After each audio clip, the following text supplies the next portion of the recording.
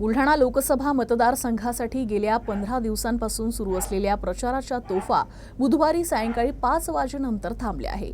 आता उमेदवारांच्या भेटीगाठींवर जोर वाढला आहे. बुलढाणा लोकसभा मतदारसंघासाठी गेल्या 15 दिवसांपासून सुरू असलेल्या प्रचारांच्या तोफा बुधवारी सायंकाळी 5 वाजेपासून थंडावल्या आहे. आता उमेदवारांना प्रत्यक्ष प्रचार करता येणार नाही.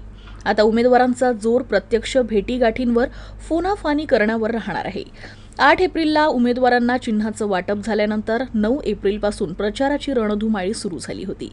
या प्रचारादरम्यान रॅली, सभा, कॉर्नर मीटिंग, रोड शो आदींना परवानगी होती. मात्र आता यापैकी काहीही उमेदवारांना करता येणार नाही.